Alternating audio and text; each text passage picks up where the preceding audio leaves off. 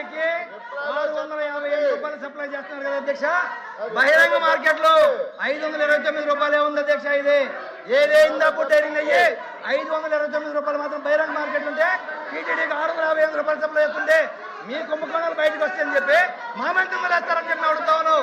ఎట్టి పరిస్థితుల్లో ఈ ప్రపంచంలో ఉండే హిందువులందరూ మేము చెప్తా ఉన్నాం, తిరుమల లడ్డు ఎప్పుడు కూడా కల్తీ జరగలేదు. నాణ్యత లోపం వల్ల ట్యాంకర్ రిజెక్ట్ అయింది మీ హయాంలో. ఆ ట్యాంకర్ 4 వెనక్కి వచ్చి లడ్డు తయారు చేసింది మీ హయాంలో. ఈ దుర్మార్గం బయటకు వస్తేనే మీరు మా మీద వేయాలని చూస్తున్నారు. సిబిఐ మీది, సిట్ మీది, కానీ ఏకసభ్య కమిషన్ ఎందుకు పోయారని చెప్పి అడుగుతా ఉన్నా. మాధవ్ గారికి కామన్ సెన్స్ తక్కువ అనుకుంటా. సిబిఐ రిపోర్ట్ లో చాలా స్పష్టంగా కల్తీ జరిగింది అని వచ్చింది. వైవి సుబ్బారెడ్డి గారు కల్తీ జరిగిందని వచ్చింది చెప్పమనండి. రెండోది ఈ రోజు ఏమంటున్నారు అధ్యక్ష వీళ్ళు తెలియపోవచ్చు.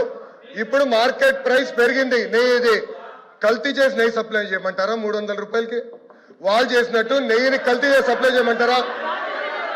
ఈ రోజు కామన్ సెన్స్ గూగుల్లో చెక్ చేయొచ్చు ఎంతుందో మార్కెట్ ప్రైస్ మీకు తెలుసు. కావాలని ఆరోపణలు చేశాను మీరున్నారు ఇక్కడ. మళ్ళీ చెప్తున్నా నాకు కానీ మా కుటుంబం కానీ అపారమైన గౌరవం దేవుడు అంటే. మేము ఏనాడు మాకు రైట్ ఉన్నా ముఖద్వారం నుంచి నడవాలా, క్యూ కాంప్లెక్స్ నుంచి వెళ్ళిన ఘనత మాది. మీ నాయకుడు కనీసం సంతకం పెట్టలా. మీరే మారుతారు, మీరే మారుతారా? చెప్పేవాళ్ళు సిగ్గుండాలి. కల్తీ జరగలేదంటారా? దేవుడు వదిలిపెట్టాడు. మాధవ్ చెప్తున్నా, దేవుడు మిమ్మల్ని వదిలిపెట్టాడు. టైం అంటే రాసుకో బ్రదర్.